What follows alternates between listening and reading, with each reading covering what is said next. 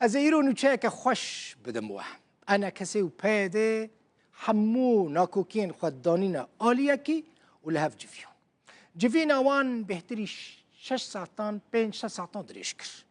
ده انجام دا گیشتنه نرینه که هف بش هر کس ممنون جفینه درکت اف باش بو ده بیرا و تماشوان نیجا یا نا نزانم من جاره که الوی دریج وارد چو گوته بو من گوته بو پشتا هری خورد جبو کردان کردن خودین کردان کردن کرد خودی لحف درد کفن و دیت نه ائتلاف ما نه دسته دانستاندن یا اپوزیسیون سوری اپوزیسیون جی نما کمیته نویساندن دستور سوری نما کسک نما کیما تنه کردمان ده جوینا ایرو دا جنرال مظلوم عبدی و برپرسین اف پیمانیان اف دولتی نونرین امریکی فرانسی بشدار بون لسر خیره با ادی گاوین باش و دما پیشتا جبو پرسا کرد لروج آوای کرسانی و سوری بین آویتن لسر جوینا انا کسی و پیده فرماندار گشتی هیزن سوریا دموکراتیک مظلوم عبدی لسر پلاتفورما ایکس نویسک بلاف کرد چه گوت ایرو هر دو آلین کردی پیده و انا کسی جبو دیار کرنا نخشره که هفباش و یک کرنا ریزا کردی ده قوناغا هیده لحف جفیان هلوست و نارینا هر دو آلیان جهه کیف خوشبونی بونه ده افگاوا یک کمین بو جبو ریزا هفدیتنین جبو پیک آنینا یک ریزیا کردی مظلوم عبدی گوت جبو پیک آنینا سوریا که پر رنگ و دموکراتیک و ما في حمو بيكاتيان تيدا مسو قربة أو بإصرار في ديالوجي بسرخينة فيصل يوسف بردفك أنا كسي قامش له لقال منا كنت جفيني دا بشتار بويا كاك فيصل بخيراتي ولسر خيريبة يعني كرت حمول بندا في روجيبون كهونو بيادي لهفرونن هون لهفرونشتن وچه بریار ستاندن کاک فیصل؟ نه خیره دبی سپاس ترا و جملتی ما تمام را ایگو هر وقتی ری نادن ناکوستیا غیری برپیدن یک هلوست کردی یک ریزی کردی و دوینا ویرا یعنی ایروجی پشتی 5 ساله ما و پیاده ما قریبو عمله برونن روبرو یاگو ابو پشتی رو خانه رژیم اسد ما بهفدور داودستان جا نادریا کاک مظلوم را جا نادریا اوروبیا را ما نرینا خوجبر دشیان هر یکی تیبینی خود دانی ایرو رو مشنامه خودنا هر یکیش ما بهفدور دجواتی دا او نرینا کردی هفبش سرانسری سوریا و سر داخوازن کردی ما بهفدوره خوند اتخوازم بیجم جواتک گلک ارینی بو جواتک براستی گاوک گلک گرنگ ده یک هلوستا کردی دا گاوک گوئی مروفد بیجه امکار گاوه پیر باویجن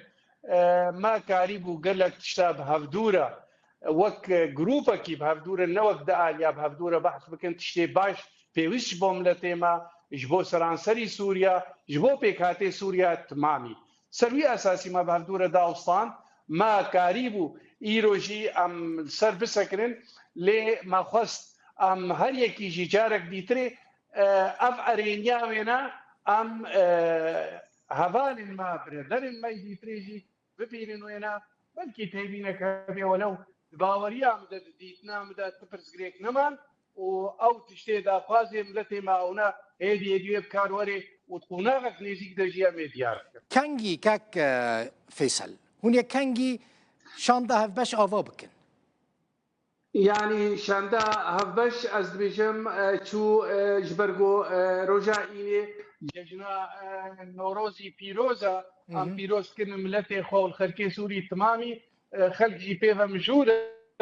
امید دمک نزدیک در نوروز ندروجا بیسویکی تنی ده دروجه پیدا دنا لی از تکازیت کم ده روجه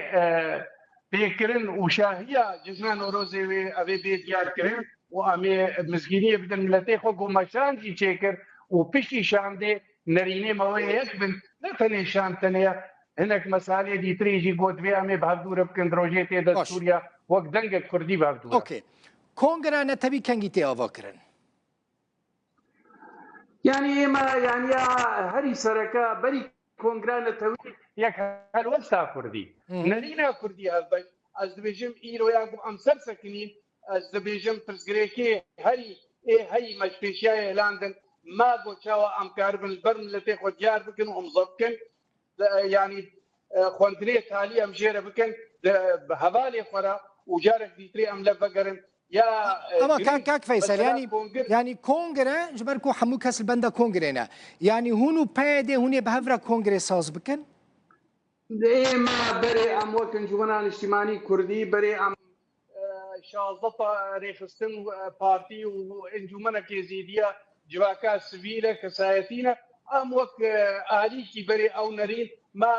بربي داي غودبي حتى جواتا ما يبري دروجه غودبي امزو خلاص كن وجبر ولوجي ما بربي داي الي دي جيفيت كن غو او بي وقتي غو ام لبرونش نام كان اما كونغرج بو مساله غو ام كاربن بهدوره بن بو نرينك سياسي دا خوازي كردي سوريا دا من باش تي نگیشتم کنگره هونه بهفرا بچن آوا بکن ساز بکن اتخازم بز كاك فيصل بنيرة دقائق از پرسان از پرسه وکریش ترد پیش کشتکم از وکری پرسه دویجم از خازم برسف جی وکری بجبو من هونو پایده يعني هونه بهفرا کنگره ساز بکن هونه بشتاری کنگره ببن جبور ساز کرنا کنگره تپرس گریک نوبره ودا نمان ما بحث نکریه مثلا چیکرنا کنگره کی بهدوره هفش ام بهدوره کنگره کی چیکن مو پیده بهدوره بحث نکریه بقاسی تکزیاگو ام کاربن نرینا کردی هفش وبرنگه کی بو او نرین یا ملتی ما پارتیه ما رخصنی جواکا سوین تمامی بی اما بهدوره بحث کریه کنگر ما بحث نکریه ایرو ما بحث نکریه بریجی او جالی خدا رنگه گو دبینن گو او یک هلوس چاوا کاربن پیردان و ستاندنه بکن اما نتجیبین علی مثلا کنگر ما بهدوره بحث نکرد بحثا کنگر عن اجتماعیه کردی دکم نه يعني نه باش تنا کوکید نافبره و پیاده دامان که هون ببیجن دبک و املهف نکن لا خواسم تكزيه بكم ابدا يعني هاجر ايرو يعني هاتا ابا كرينجا قابا وجبو يك هالوسا كردي از وك اندامك شاندي دا وجباتي دا نا اما از قشم جو تناكوكي وينما بنت تني حق اللي بقرن وقت بعربي بيجو تدقيقك ما بي بشتي ججنان نوروزي عطلة ججني نوروزي دا ججنان نوروزي دا از بيجم ويتي دا بداوي وري دیار کرناوی و شانت خوش گلکی باشه تشتکی دن من خواست بزانبم آلیین دن جیوه بشتاری شانده که هون آوا بکن ببن یعنی نه انا کسی و نه پیده مثلا هنک پارتین دن لدروی وهنه كاك دلخين يعني إيه ما نريناكو إيروم آباد كن يا كردي هفبش وبري بارتي ما خلكي ما تمام سر شغلي وإيروجي وقت أمر ونشتن بقيادة رديسة أو نرينا كردي هفبشة وأباقو إيروجي أم دبيشم يعني ما خص نا إيرو ديار ببيلي فقرك هل يكتبينك ويهبي أم نرين وبيا ملتيمة تمامي باوركا تشتكي دن مخص بزانبم لسر برانسيبين سياسي لقوركم مش تفهم كر ولا هفكريا هون سوريا كتشاود خازن كاك فيصل هونو بيادي بهفرا ما بريجي نرينا ما ونرينا كرديها باش ام سوريا فيدراليين نافنديت خوازن يعني حتى ايرو اودا خوازاما سر رنگي سوريا سر ناسناما سوريا سر داخوازي ملتيما ام داخوازي سوريا كنا نافندي فيدرالي باشا بيادي ايرو هون سرفي اخفين وبريال سرفي كده كو اوجي هون يعني شما از دبيجم مش بركو دين توقوت نرينا ما بويا يك وكهذا يعني هون وكهذا از دبيجم اوجي فدرالي دخوازن از دبيجم بويا ام مكاريب وام لي فقرن اللي هي برادرن دي هنا بلكي مثلا لي فقرك تاني بالنسبه لنا فيادي برزقريكي هبون ايران سرسكني پرسا داوی